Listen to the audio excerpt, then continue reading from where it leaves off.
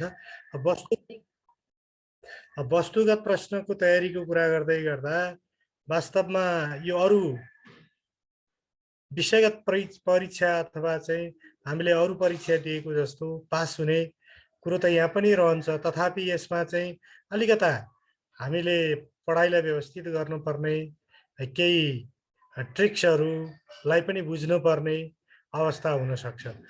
सबैभन्दा महत्त्वपूर्ण कुरो चाहिँ यहाँ वस्तुगत प्रश्न भन्नासाथ डिस्ट्र्याक्टेडहरू उस्तै लाग्ने हुन सक्छन् र कतिपय साथीहरूले त्यो चारवटै डिस्ट्र्याक्टेड नपढिकन तुरुन्तै उत्तर दिने, तुरुन्तै चिनो लगाइहाल्ने त्यो अवस्थाहरू पनि छ। त्यस्ता कुराहरूबाट हामी सचेत हुनुपर्छ है। जस्तो योभन्दा अगाडि लगत्तै अगाडि भएको परीक्षामा पनि साथीहरू झुक्के भन्ने कुराहरू सुनाउनु भएको थियो है। तलका मध्ये के हो यो? जस्तो शिक्षाको राष्ट्रिय उद्देश्य सम्बन्धित एउटा प्रश्न थियो। यो के हो भन्दा धेरै साथीले शिक्षाको राष्ट्रिय उद्देश्यमा चिन्ह लाउनु भ्याउनुभयो। तल चाहिँ विद्यालय शिक्षाको राष्ट्रिय उद्देश्य भनिएको रहेछ। आखिर सही उत्तर त विद्यालय शिक्षाको राष्ट्रिय उद्देश्य हुनुपर्ने हो। यस्ता कुराहरू हामीले डिस्ट्र्याक्टेड नपढिकन हतारमा चिन्ह लाउने कुराहरूले हामी समस्यामा पर्न सक्छौँ, हाम्रो अङ्क घट्न सक्छ। त्यो कुरामा हामी एकदम सचेत हुनुपर्छ, पहिलो कुरो। दोस्रो कुरो, अहिले तल पनि हामी नमुना प्रश्नहरू हेर्छौँ यो हाम्रो करिकुलमको छलफलपछि। डिस्ट्र्याक्टरहरू उस्तै लाग्न सक्छ है। उस्तै लाग्दै गर्दा कहिलेकाहीँ त्यहाँ प्रमुख भने हुन्छ, मुख्य भनेका कुराहरू हुन्छन् र माथिका सबै पनि भनिरहेको हुन्छ। प्रमुख अथवा मुख्य भन्दै गर्दा माथिका सबै भन्ने उत्तर ठिक नहुन सक्छ, किनभने मुख्य भनेको कुरो त एउटा हुने हो। त्यो त्यहाँमध्ये सबैभन्दा उपयुक्त कुन हो त्यो चाहिँ मुख्य हुनुपर्ने होला। त्यस्ता कुराहरूमा पनि हामी झुकिने अवस्था रहन सक्छ। त्यसकारण हामीले नपढिकन हचुवाको भरमा अथवा चाहिँ सुरुमै प्रश्न पढ्नासाथ उत्तरमा हतारिनुभन्दा पनि सबै डिस्ट्र्याक्टर पढ्ने, त्यसमा पनि प्रश्नले के सोधिएको छ, त्यसले सोधेको उत्तर के हो त्यो महत्त्वपूर्ण हो। र अर्को महत्त्वपूर्ण कुरो, तपाईँहरूले डिस्ट्र्याक्टर छान्दै गर्दा पहिला राइट एन्सर भन्दा पनि रङ एन्सरपट्टिबाट चाहिँ यो उत्तर मिलेन, यो दोस्रो पनि यो पनि होइन, अब कन्फ्युजन छ भने यो दुईटामा चाहिँ अब यो चाहिँ बढी चाहिँ मैले चाहिँ यसलाई निर्णय गरेँ भन्ने हिसाबबाट गइयो भने सही होला। पहिले नै हामीले राइट एन्सरको हिसाबले निर्णय गरियो भने त्यहाँ पनि हाम्रो खतरा हुनसक्छ, उत्तर बिग्रने खतरा हुनसक्छ। मैले यति कुराहरू सामान्य टिप्सहरू दिएँ। अरू कुराहरू पढाइका क्रममा पनि धेरै कुराहरू जोडिँदै जान्छ, धेरै टिप्सहरू यहाँले पाउँदै पनि जानुहुन्छ।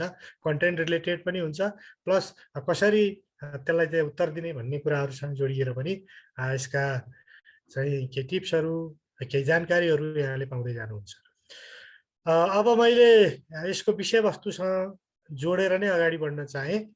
यो विषयवस्तुलाई दुईटा खण्ड हेर्नुहोस् है। एउटा सामान्य खण्ड छ अथवा खण्ड क सामान्य शिक्षाको छ भने, अर्को खण्ड पनि शिक्षासँग रिलेटेड छ, त्यो अलिकता बढी चाहिँ शैक्षिक खण्डसँग बढी त्यसलाई रिलेट गरेको छ। त्यसलाई हामी अहिले हेर्दा थाहा पाइहाल्छौँ। पहिलो खण्ड सामान्य शिक्षाको खण्ड हो। यो खण्डमा 6वटा, यसलाई एकाइ भनौँ हामीले, 6वटा चाहिँ मुख्य एकाइहरू रहेका छन् र हाम्रो करिकुलमले नै यो 3.1 भएको भनेको कारणले मैले यहाँ पनि 3.1 नै राखेँ।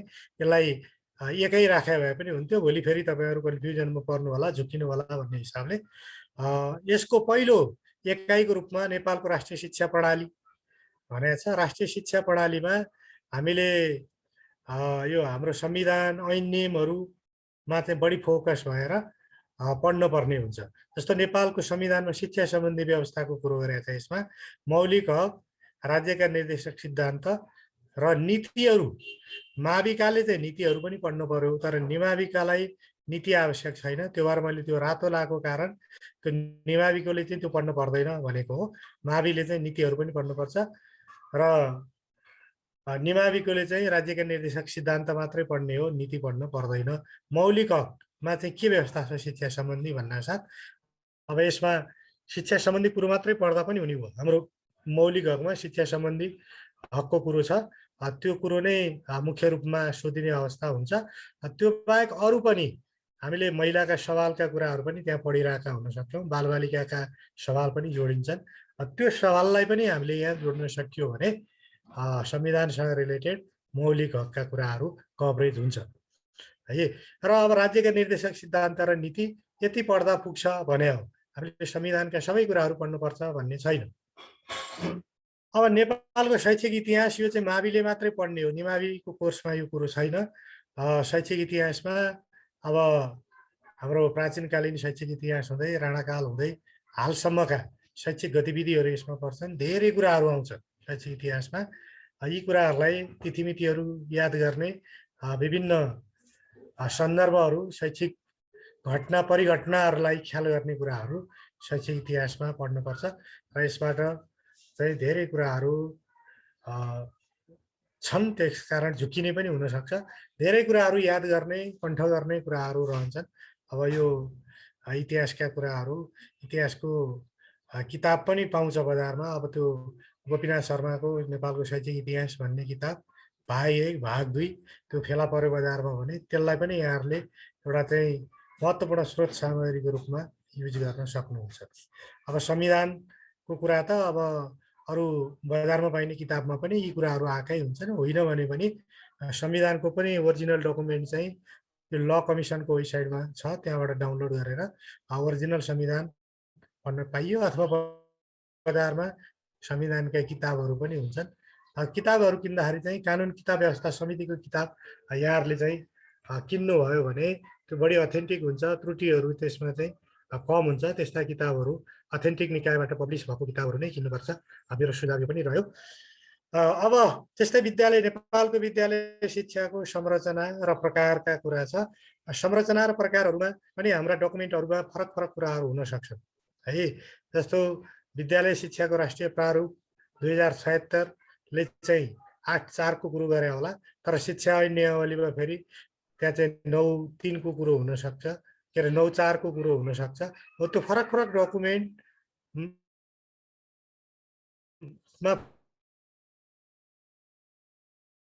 फरक फरक कुरा हो भने भोलि तपाईँको प्रारूप अनुसार सोधिन्छ कि ऐन नियम अनुसार सोधिन्छ।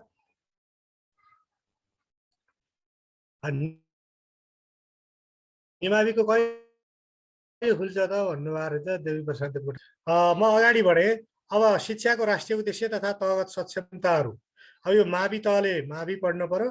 अब निमाविकाले आधारभूत तहको राष्ट्रिय उद्देश्य त एउटै नै हो, जुन तहको भए पनि तहगत सक्षमता चाहिँ फरक छ है। माविको र आधारभूत तहको फरक छ। त्यो मात्रै पढ्ने हो, अरू कुरो पढ्नु परेन है। त्यस्तै शिक्षा ऐन 2028 संशोधन सहित र शिक्षा नियमावली 49 को पनि यसका पनि संशोधन सहितका ऐन नियमहरू पढ्नुपर्छ। त्यो ऐन नियमसँग सम्बन्धित धेरै प्रश्नहरू सोध्ने सम्भावना हुन्छ। यी कुराहरू याद गर्ने, हरेक संशोधनमा के नयाँ कुराहरू आए त त्यो कुराहरूलाई ख्याल गर्ने कुरो महत्त्वपूर्ण हो। शिक्षा ऐनको चाहिँ नयाँ संशोधनले के गर्यो, त्योभन्दा अघिल्लो संशोधनमा के थियो, 5औँले के बोलेको थियो, 6औँमा नयाँ कुरा के आयो, यस्ता कुराहरू ख्याल गरियो भने भोलि जाँचमा ती कुराहरू पनि सोधिन सक्छ र त्यहाँ भएका प्रावधानहरू त याद गर्नै पर्यो। त्यस्तै शिक्षक सेवा आयोग नियमावली 57, अनिवार्य तथा निःशुल्क शिक्षा ऐन 75 र नियमावली 77, स्थानीय सरकार सञ्चालन ऐन 74 छ। त्यसमा सबै कुरो पढ्नु परेन, शिक्षासँग सम्बन्धित कुराहरू छन्। त्यो स्थानीय सरकार सञ्चालन ऐनले बोलेका ती कुराहरू मात्रै पढ्दा हुन्छ। ऐनमा धेरै कुराहरू छन्, शिक्षासँग सम्बन्धित चाहिँ 23वटा कुराहरू छन्, ती कुराहरूलाई ख्याल गर्नु पर्यो। अर्को राष्ट्रिय शिक्षा नीति 2076, त्यसमा पनि शिक्षा नीतिले धेरै कुरा बोलेको छ होइन। त्यहाँ चाहिँ हामीले विद्यालय शिक्षासँग सम्बन्धित नीति मात्रै पढ्ने हो, अरू कुराहरू आवश्यक छैन भने हो त्यसले है। अब यी सबै नीतिगत डकुमेन्टहरू कहाँ पाउँछ भन्दाखेरि यो चाहिँ ल कमिसनको वेबसाइटमा गएर यहाँहरूले डाउनलोड गर्न सक्नुहुन्छ र यी कुराहरू बजारमा पनि किन्न पाइन्छ। र किन्दाखेरि मैले अहिले पनि भने कानुन किताब व्यवस्था समितिले प्रकाशन गरेका यी डकुमेन्टहरू सकेसम्म किन्नु होला, नभए वेबसाइटमा पनि यी कुराहरू राखिएका हुन्छन्। मैले यति कुरा गरेँ। अब इन्चोन घोषणा र दिगो विकास लक्ष्य कार्य ढाँचा भनेको छ। इन्चोन घोषणा जुन कोरियामा भएको थियो, त्यसको घोषणाका प्रावधानहरू र दिगो विकास लक्ष्य जुन 1530 छ, त्यसको कार्य ढाँचा भन्छ माविको। तर निमाविकोलाई कार्य ढाँचा भनेको छैन, उसले लक्ष्य मात्रै पढ्दा हुने हो। तर माविकोले चाहिँ त्यसको कार्य ढाँचा होइन पनि पढ्नु पर्ने देखिएको छ र सङ्घीय स्वरूपमा शिक्षाको व्यवस्थापन र सञ्चालन भन्ने कुरो चाहिँ यो माविको कोर्समा छ, निमाविकोमा छैन। निमाविकोले यो पढ्नु पर्दैन है। सङ्घीय स्वरूपमा शिक्षाको व्यवस्थापन र सञ्चालन भन्ने चाहिँ पढ्नु परेन। अब शिक्षामा नवीनतम चिन्तनहरू पनि छ अर्को एकाइ, र त्यो एकाइमा धेरै नयाँ नयाँ कुराहरू, नयाँ प्रावधानका कुराहरू त्यसमा चाहिँ पढ्नु पर्ने हुन्छ। जस्तो समावेशी शिक्षा भने के हो होइन, समावेशी शिक्षामा चाहिँ लक्षित समूह कुन कुन पर्छन् होइन, त्यो कहाँबाट आयो, नेपालमा कहिलेदेखि लागू भयो, यस्ता धेरै कुराहरू त्यहाँ पढ्नुपर्ने हुन्छ। जस्तै बालमैत्री शिक्षाको अवधारणा, प्रयास होइन, यसको पनि बालमैत्री शिक्षाको चाहिँ एउटा प्रारूप यो सिएचआरडीको वेबसाइटमा गएर तपाईँले हेर्न सक्नुहुन्छ। त्यहाँबाट धेरै जानकारीहरू बालमैत्री शिक्षाको बारेमा तपाईँले थाहा पाउन सक्नुहुन्छ है।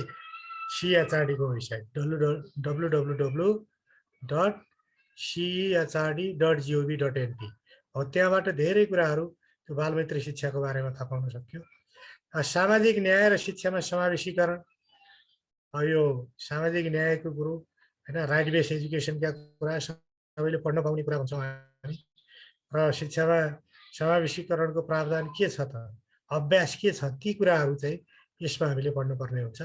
जस्तै शिक्षामा लैङ्गिक समता समानताका कुरा धेरै उठेको छ। लैङ्गिक समता के हो, समानता के हो, लैङ्गिक समता कायम गर्ने के गरे राज्यले, के प्र्याक्टिसहरू छन्, अभ्यास के भएको छ, त्यो कुराहरू हामीले पढ्नुपर्छ। त्यस्तै महिला शिक्षा होइन, महिला शिक्षाको चाहिँ यसको प्रारम्भ, यसको अहिलेका प्रावधान, अभ्यास के छन्, ती कुराहरू चाहिँ यो यसमा आउँछ। र अनौपचारिक शिक्षामा साक्षरता र अहिले अर्को डिजिटल साक्षरताको कुरो छ। वैकल्पिक र निरन्तर शिक्षाका कुराहरू छन् र खुला र दूरशिक्षा प्रावधानका कुराहरू अनौपचारिक शिक्षामा पढ्नुपर्ने हुन्छ। प्राविधिक र व्यावसायिक शिक्षा र त्यसलाई रोजगारसँग जोडेको छ। र जीवनोपयोगी शिक्षा र यो सामान्य व्यावसायिक सिप भनेको सफ्ट स्किल भनेको यो सामान्य व्यावसायिक सिप भने, र जीवनोपयोगी शिक्षा भनेको चाहिँ लाइफ स्किल हो। यसको बारेमा पनि जान्नु पर्यो। लाइफ स्किल चाहिँ हाम्रो अहिले WHO ले 10वटा लाइफ स्किलको कुरो गरेको छ। हामीले सामान्य व्यावसायिक सिपमा 5वटा सिप, ब्रोडर सिप र त्यसका 29वटा अरू सिपहरूका कुरा गरेको छ हाम्रो करिकुलमले हो। त्यसका बारेमा पनि जानकारी राख्नुपर्छ भन्ने हो। र शिक्षामा द्वन्द्व र तनाव व्यवस्थापन कसरी गर्ने, किन आवश्यक छ होइन, सो व्यवस्थापन गर्ने कुराहरू। सङ्कटमा पनि शिक्षा व्यवस्थापन र सिकाइ निरन्तर रहनुपर्छ भन्ने कुरा छ। यो सङ्कटमा शिक्षा व्यवस्थापन अथवा सिकाइ व्यवस्थापन चाहिँ यो निमावि तहलाई चाहिँ नपर्ने रहेछ। त्यो भएर मैले यसलाई रातो लगाएको छु। अर्को छ सिकाइ र बाल मनोविज्ञान। अब पहिल्यै निमावि तहमा जाँच दिइरहेका अथवा प्राविमा जाँच दिएका साथीहरूले यो पढिसक्नु भएको छ, उहाँहरूलाई यो सजिलो हुन्छ। त्यही कुरा नै हो, त्यसमा नयाँ कुरो केही पनि छैन। यसमा सिकाइको अवधारणा स्वरूप सिकाइका सिद्धान्तहरू होइन, यो चाहिँ व्यवहारवाद, संज्ञानवाद, निर्माणवाद, सामाजिक निर्माणवाद छ। बाल मनोविज्ञान के हो, त्यसको अवधारणाका कुरा। र माविमा चाहिँ युवा अवस्था र किशोरावस्थाको बालबालिकाको बारेमा पढ्नुपर्ने रहेछ, उनीहरूको विकासात्मक अवस्थाको बारेमा र सिकाइको बारेमा पढ्नुपर्ने। तर निमाविले चाहिँ बाल्यावस्था र उत्तर बाल्यावस्थाको पढ्नुपर्ने छ। यो फरक छ है। त्यो उमेर अनुसारको, विद्यार्थीको लेभल अनुसारको उमेर अवस्था पनि रहने भएको कारणले पनि यो फरक उमेर अवस्था पढ्नुपर्ने छ। अरू कुराहरू समान छन्। जस्तो सिकाइमा प्रभाव पार्ने तत्त्वहरू एउटै छ। त्यसमा उत्प्रेरणा, पुनर्बल, अभ्यास, स्मृति, विस्मरण होइन, सिकाइको ट्रान्सफर अफ लर्निङ भन्छ होइन, त्यसमा positive transfer, negative transfer, zero ट्रान्सफरका कुराहरू, यी कुराहरू आउँछन्। त्यस्तै सिकाइमा वैयक्तिक भिन्नता र विशेष आवश्यकता र विशिष्ट क्षमता भएको पहिचान गर्ने र उसको भिन्नता अनुसारको शिक्षण गर्ने, विशेष आवश्यकतामा आधारित भएर शिक्षण गर्ने, ती कुराहरूसँग सम्बन्धित कन्टेन्टहरू पनि हामीले चाहिँ हाम्रो कोर्समा छ र त्यो अनुसार हामीले तयारी गर्नुपर्ने हुन्छ। र यो सिकाइ र बाल मनोविज्ञानसँग सम्बन्धित कन्टेन्टहरू पढ्नलाई हामीले अथेन्टिक बुक हेर्ने हो भने तपाईँले युनिभर्सिटीमा पढेका, यो बिएडमा एमएडमा पढेका अथवा +2मै पढेका कतिपय मनोविज्ञान होइन, बाल मनोविज्ञानका किताबहरू कामयाबी हुन्छ। ती किताबहरू अथेन्टिक किताबहरू हुन्, त्यहाँ धेरै इन्फर्मेसन हुन्छ। तपाईँले ती बुकहरूलाई अथेन्टिक बुकको रूपमा चाहिँ प्रयोग गर्न सक्नुहुन्छ होइन। अरू बजारमा आउने किताबहरूमा पनि हुन्छन्, तथापि अथेन्टिक किताबहरूमा अझै धेरै विषयवस्तुहरू अझै गहिरोमा गएर पढ्न नसक्ने त्यो अवस्था रहन्छ। र अर्को कुरो मैले के पनि भने भन्दा जस्तो तपाईँहरूले कम्तीमा पनि 50 अङ्क पास गर्न ल्याउनु पर्ने अवस्था छ होइन। त्यो भनेको 25वटा प्रश्न चाहिँ तपाईँहरूले मिलाउनै पर्ने हो। अब भनाइको मतलब 50% चाहिँ तपाईँले जसरी ल्याउनु पर्ने अवस्था भएको कारणले पनि यो पढाइ पनि टफ पढाइ हुन्छ। हुन त यसमा माइनस सिस्टम छैन अस्तिको आयोगमा जस्तो होइन, खुला आयोगमा जस्तो चाहिँ यहाँ बोल्दैन करिकुलमले माइनस सिस्टमको कुरो छैन। त्यो कारणले सजिलो त सजिलो छ, तथापि यो मल्टिपल चोइसमा एउटा च्यालेन्ज के हो भने हाम्रो तयारी चाहिँ कमजोर भयो भने त्यो अनुमानको आधारमा चाहिँ उत्तरहरू मिल्ने सम्भावना चाहिँ कमजोर हुन्छ, रहँदैन। त्यसकारण आफ्नो तयारीलाई अझै सबल तयारीको रूपमा यहाँले अगाडि बढाउनुपर्छ। मैले यति भने विद्यालय समुदाय सम्बन्धका कुराहरू छन्।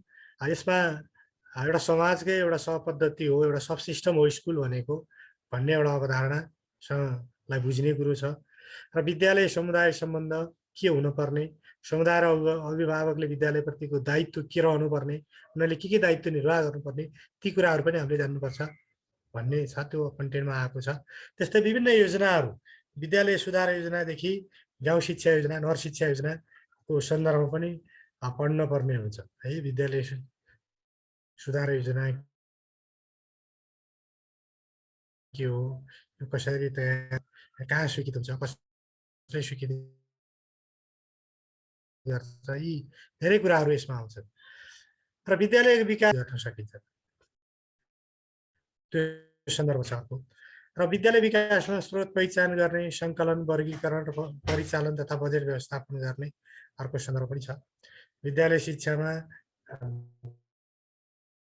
विभिन्न नागरिक समाजको, सरकारी गैर सरकारी सङ्घ संस्थाको होइन, विभिन्न सामाजिक सङ्घ संस्थाहरूको भूमिका रहन्छ। तिनीहरूका भूमिकाको खोजी गर्ने कुरो पनि यो विद्यालय समुदाय सम्बन्धमा हामीले अध्ययन गर्नुपर्ने छ।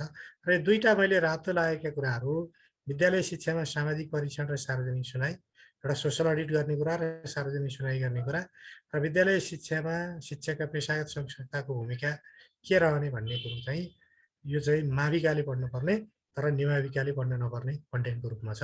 मैले यसलाई चाहिँ यहाँ रातो लगाएँ। शिक्षकको पेसागत क्षमता विकास। पेसागत क्षमता विकास भने के त, त्यसको अवधारणा बुझ्नु पर्यो, त्यसको आवश्यकता किन पर्छ, त्यसलाई कसरी उपयोग गर्ने हो भन्ने छ। शिक्षकको सक्षमताहरू र शिक्षक तालिमको आवश्यकता हो, टिचरको प्रोफेसनल डेभलपमेन्टको कुरो छ। त्यो शिक्षकका सक्षमताहरू चाहिँ 8वटा सक्षमताहरूको बारेमा हामीले पढ्नुपर्ने हुन्छ है। त्यो चाहिँ विषयवस्तुमा सक्षम हुनुपर्ने, पेडागोजीमा सक्षम हुनुपर्ने होइन, सिकारुको बारेमा उसले बुझिया हुनुपर्ने, चाइल्ड साइकोलोजी बुझिया हुनुपर्ने, ती कुराहरू, आइसिटीको बारेमा बुझिया हुनुपर्ने, ती सक्षमताहरू छन् 8वटा सक्षमताहरू। त्यो भित्रका अरू सब कन्टेन्टहरू छन्, ती कुरालाई ख्याल गर्नुपर्छ। सक्षमताबाट पनि प्रश्न सोधिरहेको छ, अस्ति पनि प्रश्न सोधेको थियो सक्षमताबाट नै। र यो शिक्षक तालिमको आवश्यकता भन्ने चाहिँ निमाविमा छ, मैले यहाँ कलर लाउन बिर्सेछु। यो चाहिँ निमाविकोले सक्षमता पढ्नु पर्दैन, शिक्षक सक्षमता, उनीहरूले चाहिँ शिक्षक तालिमको आवश्यकता भन्ने चाहिँ निमाविकाले पढ्नु पर्यो, माविकाले चाहिँ शिक्षकका सक्षमताहरू भन्ने पढ्नु पर्यो। शिक्षक पेसागत विकासको वर्तमान अवस्था र स्वरूप यो दुवैले पढ्नुपर्ने हो, यो कालो भएको दुवैले पढ्नुपर्छ भन्ने नै हो। शिक्षकको पेसागत क्षमता विकासका उपाय एवं प्रचलित मोडल तथा प्रणाली के हो त, पेसागत विकास के छ अहिलेको अवस्था, टिबिडी तालिम भन्ने कुरा हुन्छ, ती कुराहरू त्यहाँ बुझ्नुपर्छ। विद्यालय सिकाइ सङ्गठनको रूपमा विकास गर्ने होइन, स्कुललाई एज अ लर्निङ इन्स्टिट्युसनको रूपमा चाहिँ कसरी चाहिँ विकास गर्न सकिन्छ भन्ने सन्दर्भ पनि छ। र अध्यापन अनुमति पत्र किन चाहिन्छ यो टिचिङ लाइसेन्स, त्यसको आवश्यकता र औचित्यसँग सम्बन्धित रहेर पनि हामी चाहिँ छलफल गर्छौँ पछि, यो कन्टेन्ट पनि छ। र यो दुईवटा रातो लाका कन्टेन्टहरू यो चाहिँ निमाविले पढ्न नपर्ने रहेछ। शिक्षकको नैतिक मूल्य मान्यता, उत्तरदायित्व र तिनको परिपालन, र स्थानीय तह र विद्यालयमा शैक्षिक अनुभव, सुपरिवेक्षण तथा पेसागत विकासमा सहयोग भन्ने कुराहरू चाहिँ माविकोलाई चाहिँ पढ्नु पर्यो। र निमाविकमा चाहिँ अर्को यहाँ मैले यहाँ निलो निलो अक्षर तपाईँले देख्नुहुन्छ पुछारमा, सो प्रयत्नमा आधारित जीवन पर्यन्त सिकाइ भन्ने रूपमा छ है। आफ्नै प्र्याक्टिसमा, सेल्फ इफोर्ट्समा चाहिँ उसले लाइफ लङ सिक्ने कुराहरू पनि यो पेशागत विकाससँग जोडिन्छ। त्यो कुरो चाहिँ निमाविकाले चाहिँ पढ्नुपर्ने सन्दर्भ हो। अब 6औं एकाइमा यो गुणस्तरीय शिक्षाको कुरो छ र यसलाई बुझ्ने कुरा महत्त्वपूर्ण छ। के हो गुणस्तरीय शिक्षा हैन? यो ठाउँ परिवेश अनुसार यसलाई परिभाषित गर्ने, बुझ्ने हुन्छ। कसैले कुनैलाई गुणस्तरीय भन्ला, कसैले कुनैलाई भन्ला। एउटा गाउँको अभिभावकले आफ्नो बच्चालाई सदरमुकाममा पढाउन सक्यो भने गुणस्तरीय शिक्षा पाउँछ कि भनेर त्यता भर्ना गरेर हुन्छ। त्यही सदरमुकामको अभिभावकले के गर्छ, मेरो बच्चालाई चाहिँ ठुल्ठुला सहरमा पढाउन पाए त्यहाँ गुणस्तरीय शिक्षा होला। त्यो बुझाइ फरक छ है। गुणस्तरीय शिक्षा चाहिँ यो समय सापेक्ष, व्यक्ति सापेक्ष चाहिँ यसलाई बुझ्ने र परिभाषित गर्ने सन्दर्भ हुँदो रहेछ। त्यसलाई बुझ्ने, त्यसको अवधारणा बुझ्ने कुरो,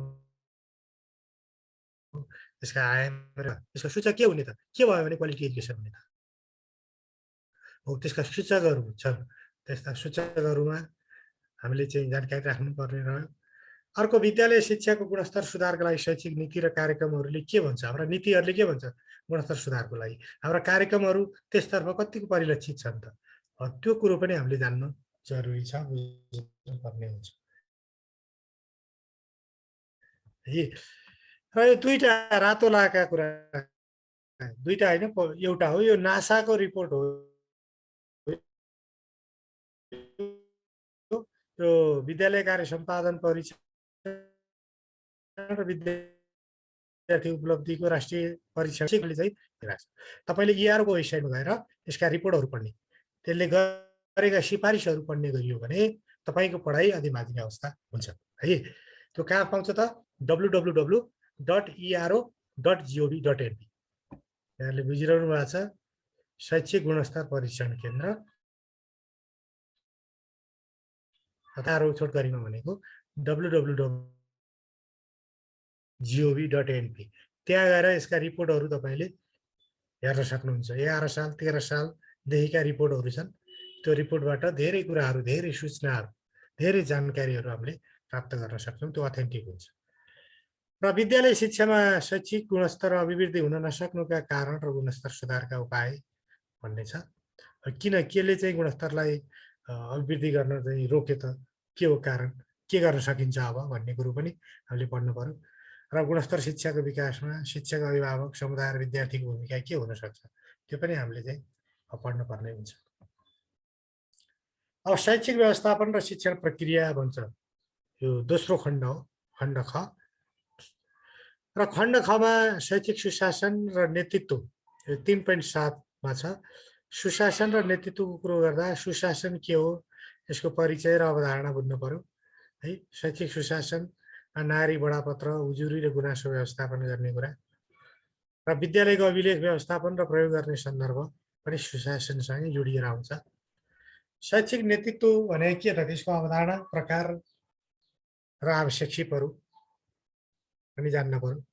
नेतृत्व विकास र प्रयोगमा विवेशले के सपोर्ट गर्यो अथवा के भूमिका खेल्यो, प्रहको भूमिका के रहन्छ, शिक्षक र विद्यार्थीको भूमिका के रहन्छ, त्यो विषयवस्तुमा पनि हामीले अध्ययन गर्नु पर्यो। विद्यार्थीको क्षमता प्रस्फुटनमा शिक्षकको भूमिका के हो त हैन? उसको क्षमता प्रस्फुटन गर्ने, उसमा रहेका बौद्धिकता पहिचान गर्ने, त्यो अनुसारको सिकाइ वातावरण बनाउने, ती कुराहरूमा शिक्षकको भूमिका हुनुपर्छ भने हो। र दुईटा यो रातो लगाएका, यो निमाविले नपर्ने, माविले पर्ने हो। समूह परिचालन सम्बन्धी सिपहरू, शैक्षिक नेतृत्व र दीर्घकालीन सोच एवं सृजनात्मकता सम्बन्धी सिपहरू चाहिँ सिक्नुपर्ने हुन्छ। यो शैक्षिक सुशासन र नेतृत्व एकाइ अन्तर्गत। अर्को, कक्षा कोठा व्यवस्थापन र शैक्षणिक योजना भन्ने छ। यो कक्षा कोठा व्यवस्थापन भने के हो, यसको अवधारणा बुझ्नु पर्यो। के छ यसको अभ्यास, कस्तो अभ्यास गरेका छौँ हामीले व्यवस्थापनका, यसको विशेषता के हुन्छ, यसलाई प्रयोग कसरी गर्न सकिन्छ, प्रयोगको अवस्था के हो, के कुरामा ध्यान दिनु पर्यो कक्षा कोठा व्यवस्थापन गर्दा, यी कुराहरू चाहिँ पढ्न पर्ने रह्यो। र अर्को, बसाइ व्यवस्थापन। यो कक्षा कोठा व्यवस्थापनकै एउटा कम्पोनेन्टको रूपमा छ। त्यस्तै सिकाइ सामग्रीको सङ्कलन र प्रयोग गर्ने सन्दर्भ हैन, भित्ते सामग्रीहरूको उपयोग गर्ने सन्दर्भ पनि हाम्रा यो सिकाइका विषयवस्तुका रूपमा यहाँ आएका छन्, यहाँ प्रस्तुत गरिएका छन्। र अर्को कक्षा कोठाभित्रको अन्तर्क्रिया पनि एउटा कक्षा कोठा व्यवस्थापनको महत्त्वपूर्ण प्रक्रिया हो हैन। के हो त त्यो अन्तर्क्रिया, त्यसको अवधारणा, प्रयोग, त्यस्तै कक्षा कोठामा प्रभावकारी सञ्चारलाई कसरी चाहिँ हामीले उपयोग गर्न सक्छौँ हैन। प्रभावकारी सञ्चार भन्नासाथ विद्यार्थीको प्री नलेज टेस्ट गर्ने कुरा, विद्यार्थीको एक्टिभिटी क्रियाशीलता चाहिँ बुझ्ने सन्दर्भ, प्रश्न गर्ने सिप, निर्देशन सिप, विद्यार्थी परामर्श, बुझाइ सिप, यी कुराहरू चाहिँ प्रभावकारी सञ्चारसँग जोडिने विषयवस्तु भयो। त्यस्तै शैक्षणिक योजना र तिनको उपयोग। एउटा कन्टेन्ट चाहिँ दोहोरिया छ, तपाईँले ख्याल गर्नु होला। यो पछिल्लो एकाइमा पनि यो ठ्याक्कै कन्टेन्ट सेम छ, हुबहु छ। त्यो एउटामा सायद त्यो डिलिट गर्नुपर्ने हुन्थ्यो, त्यो नभएको देखिन्छ करिकुलममा। तथापि त्यो एकै ठाउँमा पढ्दा भयो, दुईतिर भए पनि त्यो कुरो एउटै छ, सबै नै एउटै छ। त्यो कुरो मैले यहाँहरूलाई सम्झाएँ पनि। अर्को शिक्षक विद्यार्थी तथा विद्यार्थी बिचको सम्बन्ध र विभिन्न विविधताको व्यवस्थापन कसरी गर्ने कक्षामा। त्यहाँ सामाजिक विविधता छ कक्षामा सांस्कृतिक विविधता हुन्छ, त्यहाँ फरक फरक भाषिक पृष्ठभूमिबाट विद्यार्थी आएका हुन्छन्, त्यहाँ भाषिक विविधता पनि रहन्छ। त्यो विविधताको व्यवस्थापन गर्ने सन्दर्भ पनि महत्त्वपूर्ण हुन्छ हैन। फरक भाषा बोल्ने विद्यार्थी छ, मातृभाषा फरक भएको छ भने त्यसलाई कसरी त्यहाँ चाहिँ म्यानेज गर्ने त कक्षामा, ती कुराहरू हामीले जान्नुपर्ने हुन्छ। विभिन्न सामाजिक सांस्कृतिक परिवेशबाट आएका विद्यार्थीलाई कसरी ट्रिट गर्ने त, ती कुरा चाहिँ हामीले जान्नुपर्ने हुन्छ। अर्को सह तथा अतिरिक्त क्रियाकलापको योजना तथा व्यवस्थापन गर्ने सन्दर्भ पनि यसमा जोडिएर आउँछ। अब अर्को छ यो पाठ्यक्रम र विद्यार्थी सहायता प्रणाली भन्छ। यो के हो पाठ्यक्रम, के हो त्यसको अवधारणा बुझ्ने कुरा, यो कसरी विकास हुन्छ र सम्बन्धित तहको पाठ्यक्रमको अध्ययन भनेको, सम्बन्धित तह भनेको निमाविकाले आधारभूत तहसम्मको पाठ्यक्रमको अध्ययन गर्नु पर्यो भने अब मावि तहकाले चाहिँ मावि तहको पाठ्यक्रमको अध्ययन गर्नु पर्यो। त्यो सम्बन्धित तहको भनेको त्यो। र अर्को राष्ट्रिय पाठ्यक्रम प्रारूप 2076 र यो 2076 चाहिँ के हो त भन्दा विद्यालय शिक्षाको पाठ्यक्रम विकासको लागि एउटा मार्गदर्शन दस्तावेज हो। यसले मार्गदर्शन दिन्छ अथवा दिएको छ। त्यसकै आधारमा विद्यालय शिक्षाको पाठ्यक्रम र पाठ्य सामग्रीहरू विकास हुन्छन्। त्यो हिसाबले यो पनि वेबसाइटमा पाउँछ। यो कहाँ, कुन वेबसाइटमा पाउँछ भन्दा पाठ्यक्रम विकास केन्द्रको वेबसाइट www.moecdc.gov.in त्यहाँ गएर वेबसाइटबाट डाउनलोड गरेर यो प्रारूपको अथेन्टिक मटेरियल अथवा अथेन्टिक बुक चाहिँ हामी पढ्न सक्छौँ। यो सफ्ट कपीमा पढ्न सक्छौँ। www.moecdc.gov.in है। अब स्थानीय पाठ्यक्रम, मातृभाषा सिकाइको पाठ्यक्रम के हो, लोकल करिकुलम भने के हो हैन। त्यस्तै मातृभाषाको पाठ्यक्रम भने के हो, त्यसको अवधारणा बुझ्ने कुरा, कसरी बन्छ ती, यो अभ्यास के हो, यो कहिलेदेखि यसको सुरुवात भयो, के छ च्यालेन्ज हामीसँग, समस्या के छ, त्यो कुराहरू चाहिँ यसमा पढ्नु पर्यो है। अब अहिलेकै प्र्याक्टिसमा भन्ने हो भने पनि हामी स्थानीय पाठ्यक्रम र मातृभाषाको पाठ्यक्रमको प्र्याक्टिस भनेको कक्षा 1-8 मा गरिरहेको अवस्था छ। त्यो सन्दर्भलाई हामीले यो विषय पढ्दै गर्दा यो सन्दर्भलाई बुझेर पढ्ने, त्यो कुरो चाहिँ महत्त्वपूर्ण हो। र अर्को पाठ्यक्रममा आधारित शिक्षा सिकाइ। वास्तवमा पढाउने सिकाउने भनेको टेक्स्टबुकमा आधारित भएर सिकाउने होइन हैन, किताब पढाउने होइन, करिकुलम पढाउने हो, करिकुलम बेस भएर सिकाउने हो। त्यो कुरो महत्त्वपूर्ण हुन्छ र यसले यही कुरालाई फोकस गरेर पनि हैन। शिक्षण सिकाइ केमा आधारित हुनुपर्छ त, पाठ्यक्रममा आधारित हुनुपर्छ, न कि टेक्स्टबुकमा आधारित।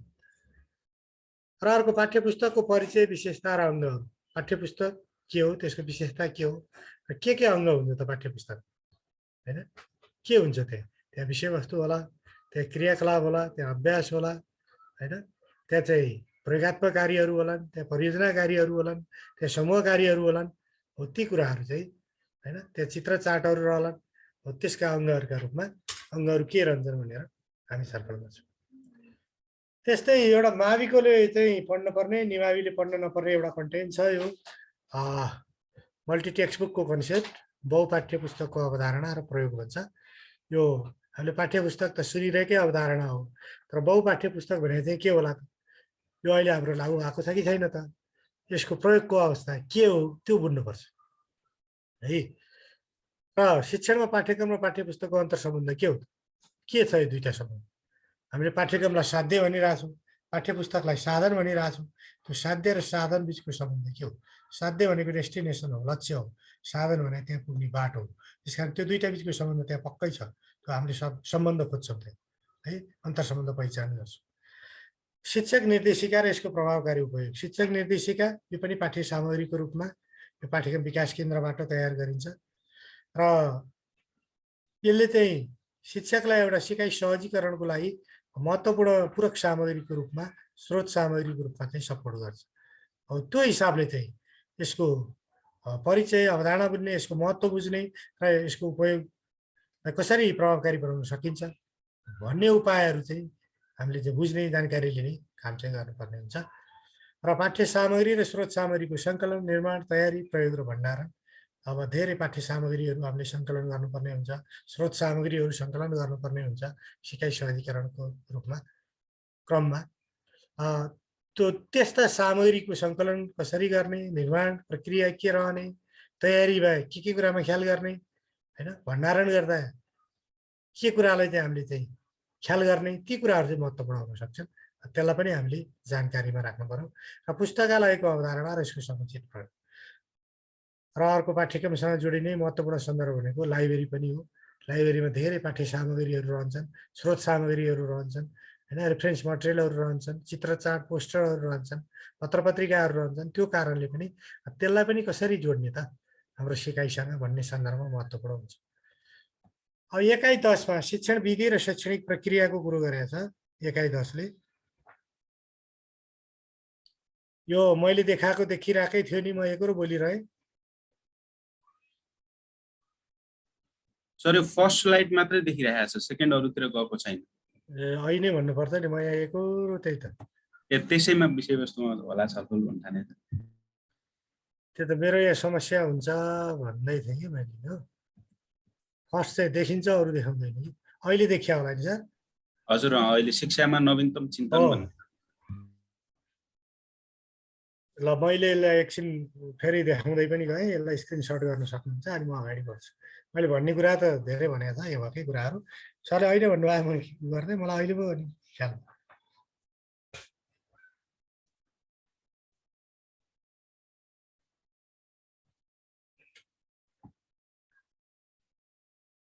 हुन्छ सर, नभए यसलाई चाहिँ भित्र चाहिँ उसमा नोटमा राखिदिउँला।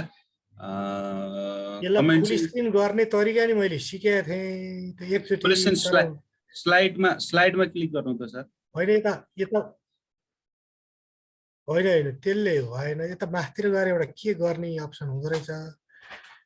होइन सर, माथि टपमा स्लाइड सो भन्ने अप्सन छ, त्यसमा गएर क्लिक गर्नुहोस्। अनि त्यसपछि त्यहाँबाट चाहिँ गर्न मिल्छ। एकचोटि त्यहाँ क्लिक गर्नु त सर। माथि टपमा त म्युट, स्टप भिडियो, सेक्युरिटी, होइन, त्यसको ब्याकमा होला सर। मोरमा स्क्रिनमा हो। ठिकै छ, अहिलेलाई यति नै। अहिले ठिकै छ, अहिले यसैलाई कन्टिन्यू गरौँ सर। देखिरहेको छ स्लाइडलाई चाहिँ नेक्स्ट एउटा स्लाइड सक्यो भने नेक्स्ट स्लाइडमा क्लिक गरिसकेपछि मात्रै अनि हजुरले। यो नवीनतम चिन्तनको कुरा मैले यही गरेँ। यो सङ्कटमा शिक्षा व्यवस्थापन भन्ने चाहिँ महाविलाई पर्यो, निमाविलाई परेन। अब म तेस्रो स्लाइडमा गएँ। सिकाइ र बाल मनोविज्ञानमा यो अहिले पनि कुरो आइसक्यो। युवावस्था र किशोरावस्था महाविकाले पढ्नु पर्यो, निमाविकाले बाल्यावस्था र उत्तर बाल्यावस्था मात्रै पढ्दा हुन्छ भन्ने कुरा थियो। त्यस्तै विद्यालय समुदाय सम्बन्धमा पुछारका दुईटा राता, त्यो सामाजिक परीक्षण र सार्वजनिक सुनाइ परेन। शिक्षाको पेसागत सङ्घ संस्थाको भूमिका परेन निमाविले, माविले पर्यो भन्ने हो। शिक्षाको पेसागत क्षमता विकासमा पनि यो पछिल्लो रातो परेन। तर त्यो के भन्छ ब्लू कलरको चाहिँ निमाविले पढ्नुपर्छ। त्यो चाहिँ थप छ यसमा। स्वप्रयत्नमा आधारित जीवन पर्यन्त सिकाइ भन्ने र माथिकोमा त्यो दोस्रो स्लाइडमा शिक्षक तालिमको आवश्यकता, त्यसलाई मैले कलर लाउन भुलिछु। त्यो पनि प्लस हो। जस्तै त्यसलाई ब्लू कलर लाउनु पर्थ्यो। र शिक्षकका सक्षमता चाहिँ पढ्नु पर्दैन त्यहाँ माविकाले, के अरे निमाविकाले, माविकाले पर्छ। यो 6औँ स्लाइडमा चाहिँ यो नासाको रिपोर्ट परेन, अरू कुराहरू पढ्नुपर्छ भन्ने कुरा नै गरेँ मैले। 7औँमा पनि समपरिचालन सम्बन्धी सिप र शैक्षिक नेतृत्व र दीर्घकालीन सोच तथा सृजनात्मकता भन्ने कन्टेन्ट चाहिँ माविले पर्यो, नेमाविले परेन, अरू कुराहरू चाहिँ नेमाविले पनि पर्यो। 8मा मैले भनिसकेँ, यसमा सबै पढ्नै पर्ने छ दुवैले, यसमा कन्टेन्टहरू फरक केही पनि छैन। 9मा पनि केही फरक छैन। 9मा एउटा बहुपाठ्य पुस्तकको कुरो चाहिँ माविकाले पढ्छन् भने नेमाविकाले पढ्नु पर्दैन भन्ने कुरा गरेँ मैले। अब 10तिर पुग्दै थिएँ है, शिक्षण विधि र शैक्षणिक प्रक्रियाको कुरा गर्दै थिएँ। यसमा अब विधिको अवधारणाको कुरा गर्दा यसले हामीले मूलत दुईटा विधि धेरै चर्चा गरिरहेको थियौँ, तर आयोगमा यो अन्तर्क्रियात्मक विधि पनि थपिएको अवस्था थियो। अहिले लाइसेन्सले चाहिँ सहयोगात्मक विधिको कुरो पनि गरेको छ हैन। कोअपरेटिभ लर्निङ स्ट्राटेजी अथवा मेथड्सहरू पनि यहाँ जोडिएको छ। एउटा शिक्षा केन्द्रित, अर्को विद्यार्थी केन्द्रित, अर्को अन्तर्क्रियात्मक र अर्को सहयोगात्मक शिक्षण विधि। त्यो भित्र नि धेरै विधिहरू छन् हैन। जस्तो शिक्षा केन्द्रित भन्यो भने त्यहाँ प्रश्नोत्तर छ, प्रदर्शन छ हैन, व्याख्यान छ, विद्यार्थी केन्द्रितमा छलफल छ, समस्या समाधान छ, धेरै छन् त्यहाँ भित्रभित्र। त्यसलाई चाहिँ भित्रै गएर हामीले पढ्नुपर्ने, छलफल गर्नुपर्ने अवस्था रहन्छ। र शिक्षण सिकाइमा नवप्रवर्तन, आलोचनात्मक चेत र सृजनशीलता, यी कुराहरू पनि अब धेरै नयाँ नयाँ इनोभेसनहरू भएको छ हैन। त्यो इनोभेसन र क्रिएसनका कुराहरूलाई पनि यहाँ जोड्नुपर्छ भन्ने कुरो हो। र शैक्षणिक योजना र तिनको उपयोग, योजनाको कुरो अहिले मैले माथि गरेको थिएँ नि, त्यो यो कन्टेन्ट रिपिटेड छ, एक ठाउँमा पढ्दा भयो, जहाँ पढ्दा पनि।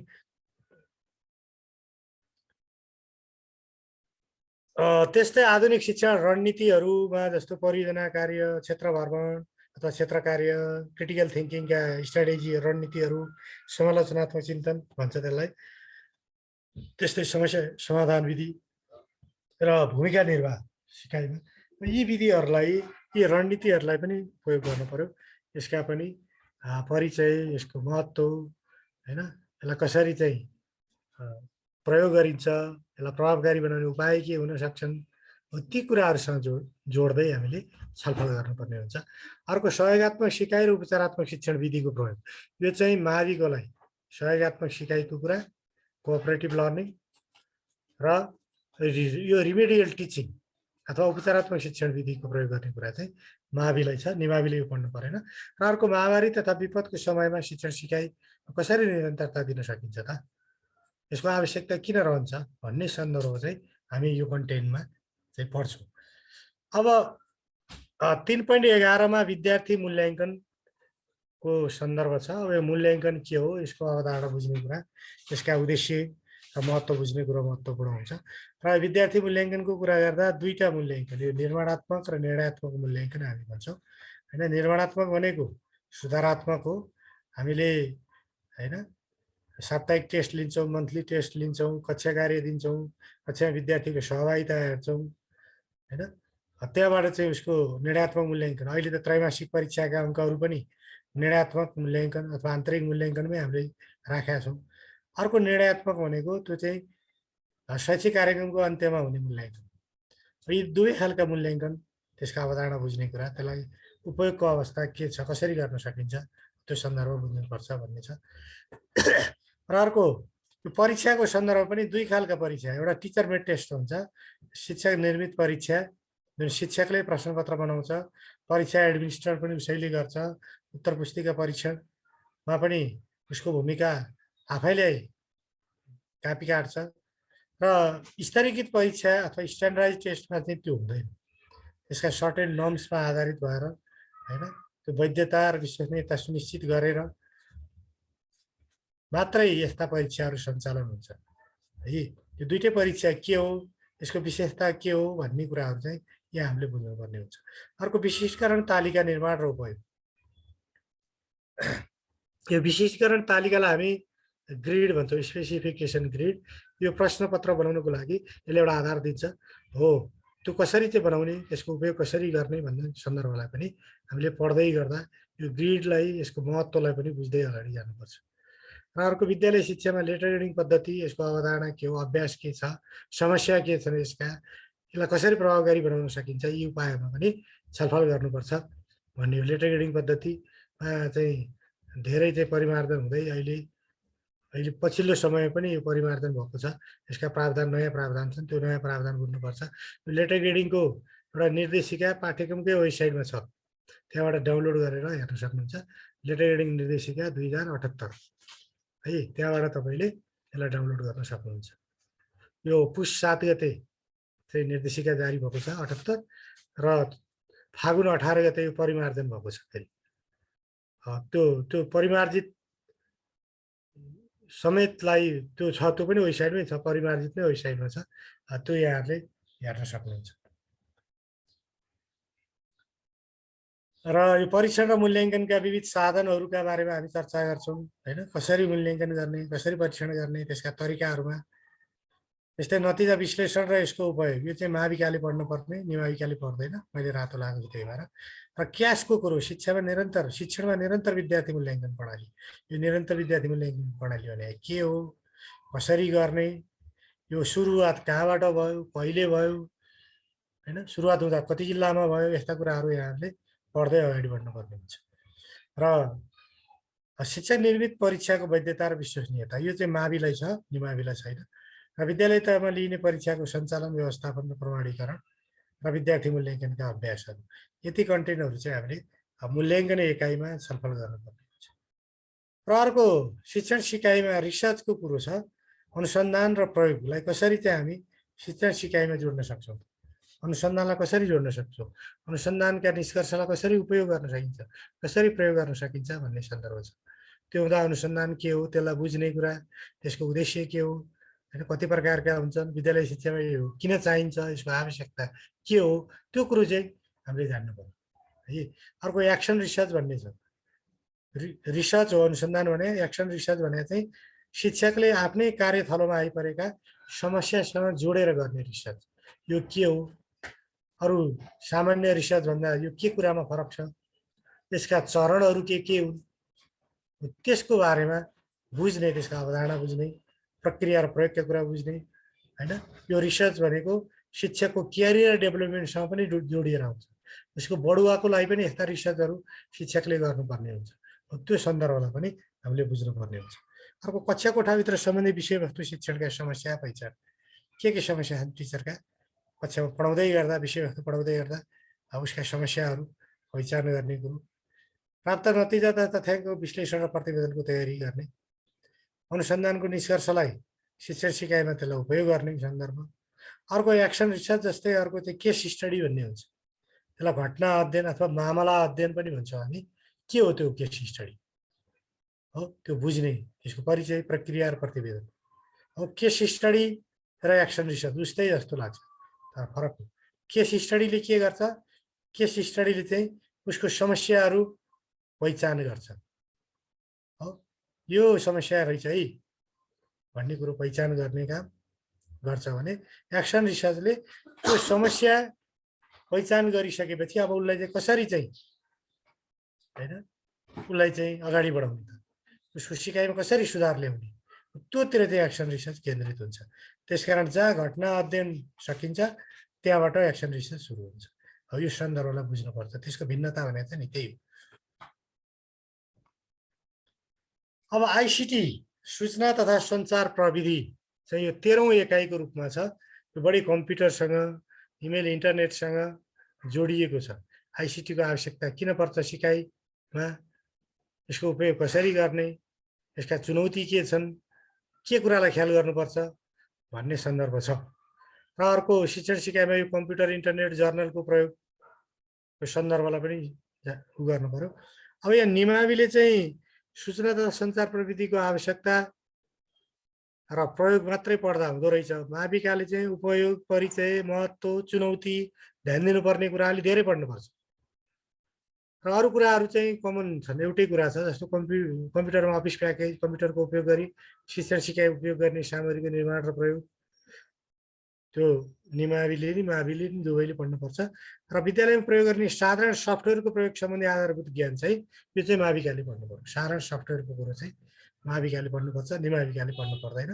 र शैक्षिक तथ्याङ्क सङ्कलन, विश्लेषण, सम्प्रेषण र प्रयोग, शैक्षिक तथ्याङ्क सङ्कलन कहिले कहिले गर्ने, के थियो अभ्यास, अहिलेको अभ्यास के हो, र र अर्को एकीकृत शैक्षिक सूचना प्रणाली, पहिला हामी इएमआइएस भन्थ्यो, अहिले चाहिँ इन्टिग्रेटेड इएमआइएस, आइइएमआइएस भन्छ। त्यसको बारेमा पनि जानकारी राख्नुपर्छ। र अर्को यो अन्तिम एकाइ सामान्य बौद्धिक परीक्षण भन्छ। यसमा चाहिँ यो आइक्यूसँग रिलेटेड छ बढी हैन। शाब्दिक बौद्धिक परीक्षण, शब्द ज्ञान परीक्षण, समरूपता, शाब्दिक वर्गीकरण, 9वटा चाहिँ सब कन्टेन्टहरू छ यसका। श्रेणीक्रम समस्याहरू, छुटेका सङ्ख्याहरू पुरा गर्ने, भिन्न र दशमलवको अवधारणा, प्रतिशत र अनुपात, र नाफा र नोक्सान। सामान्य बौद्धिक परीक्षणमा यो 9 थरीका बौद्धिक परीक्षणहरूलाई चाहिँ यो हाम्रो करिकुलमले चाहिँ फोकस गरेको अवस्था छ। अब अलिकता कुन एकाइबाट कति कति अङ्क सोध्छ त है, त्यो कुरालाई मैले यहाँ सेयर गर्न चाहेँ। यो मैले अर्को उसमा छ, त्यो बोर्डमा छ, मैले त्यहाँबाट देखाउँछु है त।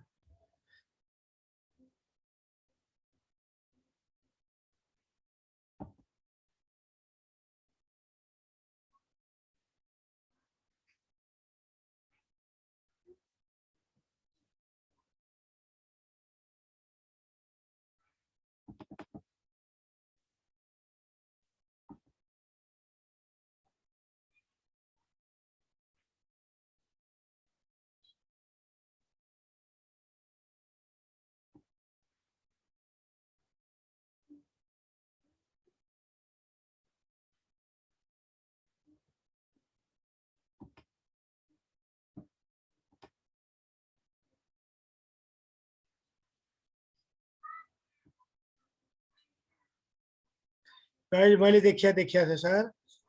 हजुर देखिरहेछ। यो चाहिँ यो माविको हो होइन, कुन एकाइबाट कतिवटा प्रश्न सोध्ने भन्ने एउटा चाहिँ यो ग्रिड पनि बनाएको छ है। यो ग्रिडमा हामीले अलिकता चाहिँ बुझ्ने र अभ्यास गर्नुपर्छ। कहिलेकाहीँ हामी एउटै एकाइमा बढी फोकस गर्ने, बढी टाइम दिने भन्दा पनि सबैलाई समानुपातिक ढङ्गबाट पढ्ने एउटा त्यो बानी पनि, त्यो अभ्यास पनि, त्यो ऊ पनि विकास हुन्छ, हाम्रो सोच पनि। यसले के भन्दो रहेछ भन्दा, जस्तो हामीले 14वटा एकाइमध्ये यो माविमा चाहिँ लगभग सबैबाट एउटा अथवा दुईटा प्रश्नहरू चाहिँ पर्ने नै छ हरेक एकाइबाट। कोही एकाइबाट 2 छ भने कोहीबाट चाहिँ एउटा प्रश्नहरू सोधेको छ, कम्तीमा एउटा,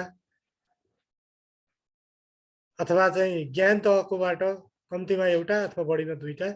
त्यस्तै गरी सिप तहकोबाट हैन एउटा एकाइमा चाहिँ 2टा छ, यो शैक्षिक सुशासन र नेतृत्व, र अरू सबै एकाइबाट एउटा छ। र यो अलि हायर एबिलिटीको प्रश्न पनि सोध्छ है। हायर एबिलिटीका भनेका यो तथ्य, फ्याक्ट, डेट, व्यक्ति, नाम भन्दा पनि यसको अलिकति अन्डरस्ट्यान्डिङ लेभल चाहिँ अलिकति माथि बनाउनुपर्छ। अलि एनालाइटिकल टाइपको प्रश्नहरू, विश्लेषण गर्ने टाइपका प्रश्नहरू पनि हुन्छन्। त्यसमा चाहिँ 2 अङ्कको छ विद्यार्थी मूल्याङ्कनमा, अरू सबैमा 1-1 अङ्कको छ। र यसरी ज्ञान तहबाट चाहिँ 40%, सिप तहबाट 30% र हायर एबिलिटी अथवा उच्च दक्षता तहबाट 30% गरी 100%, अथवा अङ्कको हिसाबले कुरा, प्रश्नको हिसाबले कुरा गर्ने भने 20वटा प्रश्न ज्ञान र बोधबाट, सिपबाट 15वटा र हायर एबिलिटीबाट 15वटा गरी जम्मा 50वटा प्रश्नहरू चाहिँ सोध्ने कुरो चाहिँ यहाँ छ।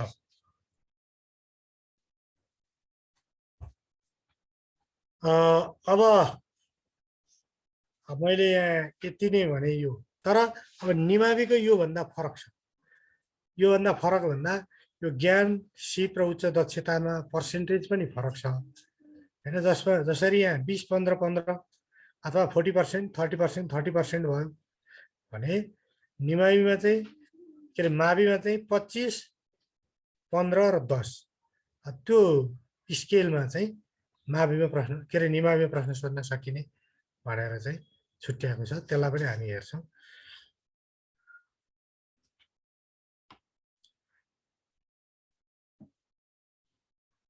एक दुईटा कुराहरू, यो परीक्षा प्रणाली कस्तो हुने, वस्तुगत हुने है पनि हामीले भनिसक्यौँ। वस्तुगत परीक्षामा प्रति प्रश्न 2 अङ्कका दरले 50वटा प्रश्न सोधिनेछ।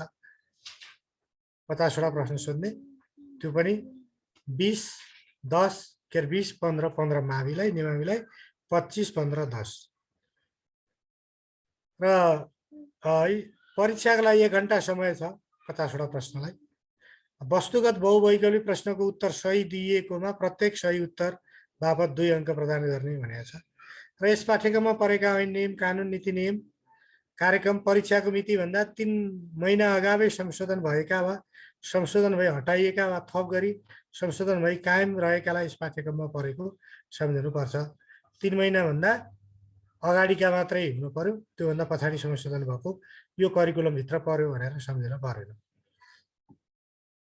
अथवा त्यसबाट प्रश्न सोध्ने सम्भावना रहेन भन्न हो यसले। 3 महिना अगाडिको हुनु। अब अलिकति मैले निमावि तहको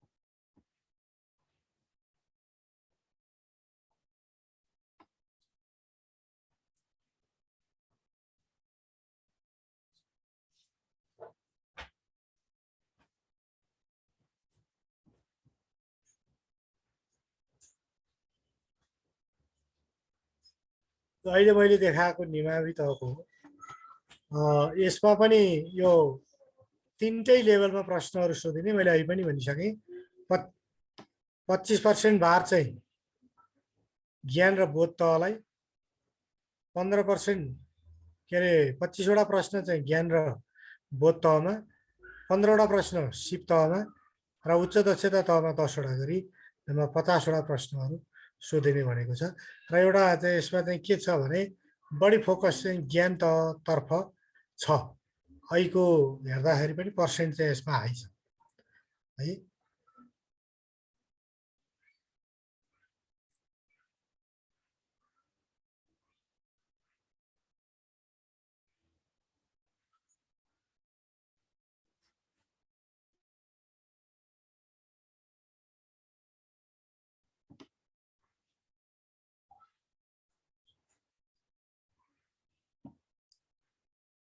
अब 78 चैत 2 गतेदेखि हुने परीक्षा छ भनेको छ।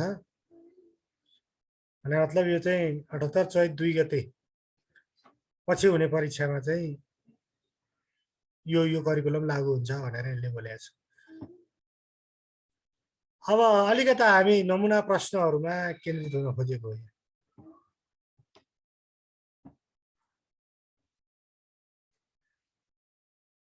यहाँ जस्तो समाजिक शिक्षाका लक्षित समूहमा कुन पर्छ? तपाईँले समाजिक शिक्षाको लक्षित समूह चिन्नुपर्ने हुँदो रहेछ। असहाय अनाथ बालबालिका, रोगग्रस्त बालबालिका, एचआइभी एड्स, कुष्ठरोग, क्षयरोग, गुम्बा मदरसामा पढिरहेका भाषी अल्पसङ्ख्यक बालबालिका,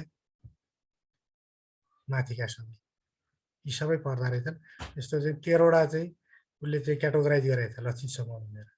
मैले यहाँ उत्तर पनि राखेको कारण तपाईँहरू अहिले प्रारम्भिकमा हुनुहुन्छ, त्यही भएर यसको उत्तर नखोजिहालौँ कि भन्ने पनि हो। उत्तर खोज्ने भन्नुहुन्छ भने यो कलरलाई चाहिँ हामी डिस्कलर गर्न पनि सकिन्छ है।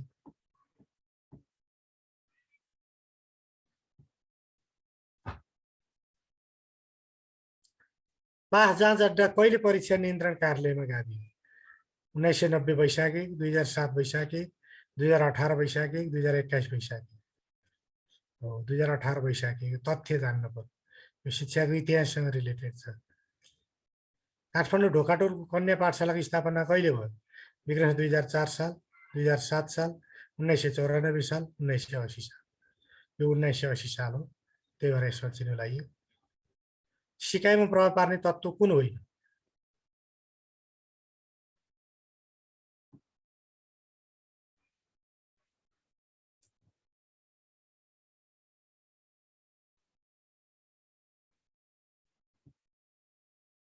अब मैले कलर हटाएँ है। व्यक्तिगत तत्त्व, मानसिक तत्त्व, शिक्षकको व्यक्तिगत व्यवहार, विद्यालय खेल मैदान, कुन होला त प्रभाव पार्ने तत्त्व?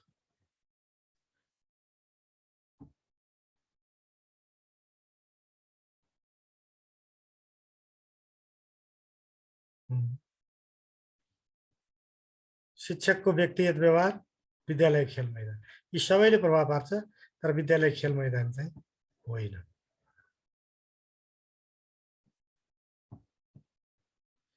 सामाजिक प्रेरक कस्तो प्रेरक हो? यो जन्मजात प्रेरक हो, यो आर्जित प्रेरक हो, यो व्यक्तिगत प्रेरक हो, माथिका सबै के होला? सामाजिक प्रेरक कस्तो हो त? यो साइकोलोजीबाट सोधेको प्रश्न। यो चाहिँ के हो त? आर्जित प्रेरक हो। तेस्रो चरणमा घन्टी मात्र बद्ध कुकुरको मुखमा रेलाउनु के हो? यो स्वाभाविक प्रतिक्रिया हो, स्वाभाविक उद्दीपक हो, अस्वाभाविक प्रतिक्रिया हो, अस्वाभाविक उद्दीपक हो। यो शिक्षा पढ्ने साथीहरूलाई त्यो सबै आइडिया हुन्छ के हो? यो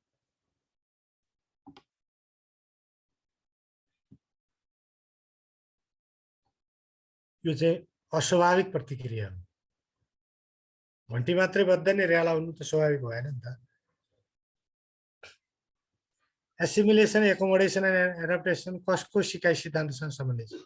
थर्नडाइक, पियाजे, स्किनर, बान्डुरा।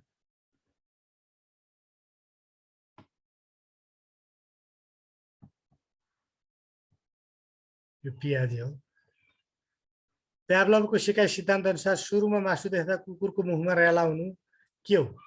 सुरुमा मासु देख्दा रेलायो। यो स्वाभाविक प्रतिक्रिया हो, स्वाभाविक उद्दीपक हो, स्वाभाविक प्रतिक्रिया हो, अस्वाभाविक उद्दीपक हो। के होला त? मासु देख्दा रेलाउनु यो त स्वाभाविक प्रतिक्रिया भयो कि स्वाभाविक प्रतिक्रिया हो। रेलाउनु स्वाभाविक प्रतिक्रिया हो, त्यो मासु चाहिँ के हो? स्वाभाविक उद्दीपक हो। व्यवहारवादी सिद्धान्तका प्रतिपादक को हुन्? विदमर हुन्, वाटसन हुन्, ग्याग्ने हुन्, माथिका सबै। साइकोलोजी रिलेटेड प्रश्न। यो के हो त? यो वाटसन हो। नेपालमा औपचारिक रूपमा पहिलोपटक स्थानीय विषय मातृभाषा मध्ये कुनै एक विषय विद्यालयले छनौट गरी पढाउन पाउने व्यवस्था कहिले गरेको थियो? प्राथमिक शिक्षा पाठ्यक्रम 2049 ले, आधारभूत शिक्षा पाठ्यक्रम कक्षा 1-3 2062 ले, राशिप्रयोग 2028 ले, आधारभूत शिक्षा पाठ्यक्रम 2076। कसले गरेको थियो यो? यो आधारभूत शिक्षा पाठ्यक्रम 2049 ले गरेको थियो। स्थानीय पाठ्यक्रम निर्माणमा को सहभागी हुँदैन?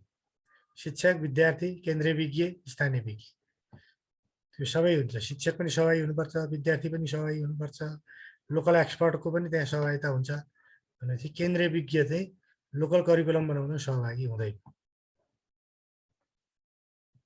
कक्षा 4-8 मा स्थानीय पाठ्यक्रमको पाठ्यघण्टा कति हुने व्यवस्था वर्तमान पाठ्यक्रममा छ? 4-8 मा कति हुने भनेको छ?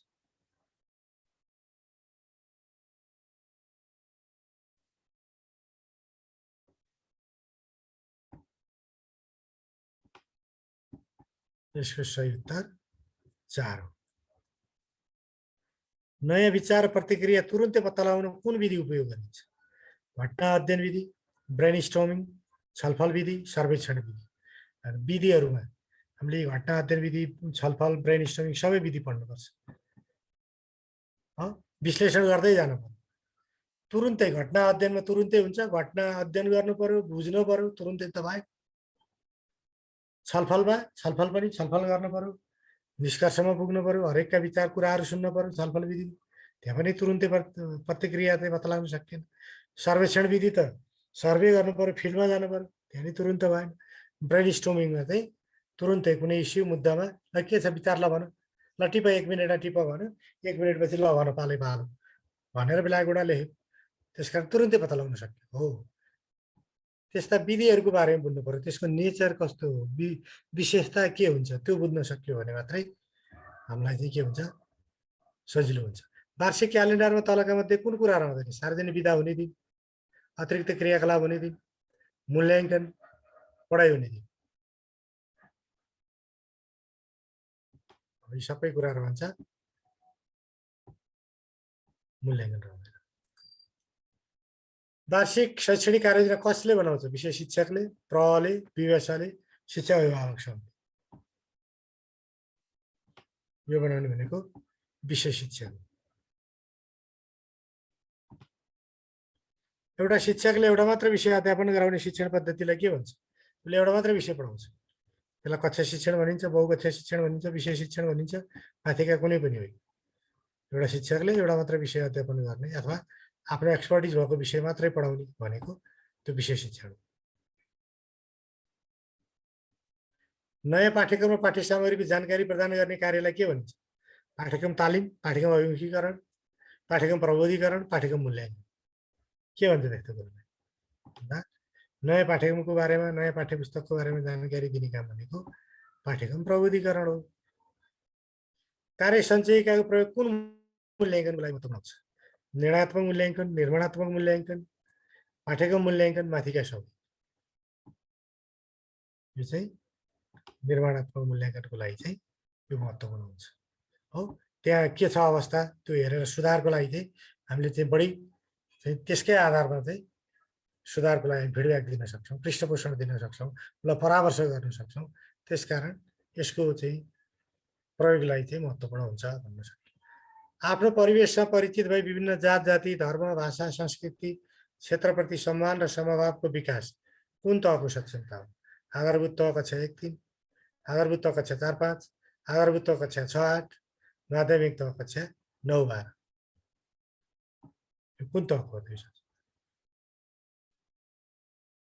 यो भनेको आधारभूत तह कक्षा 1-3।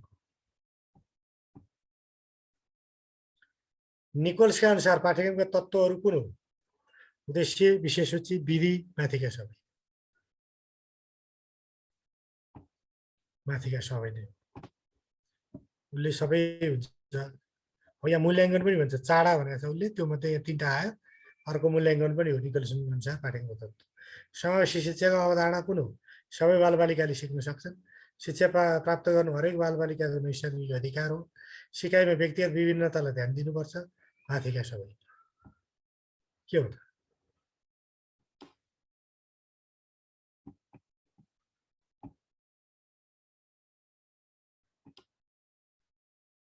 ल ल मैले लगभग यो टुङ्ग्याएँ होइन। कस्ता प्रश्नहरू सोध्न सकिन्छन् सम्भाव्य भन्ने कुरा पनि मैले युनिट वाइज 5-7वटा युनिटको स्याम्पल हिसाबले यहाँ प्रस्तुत पनि गरेँ। अब केही छ साथीहरूको भने केही आओस् छलफल गरौँ।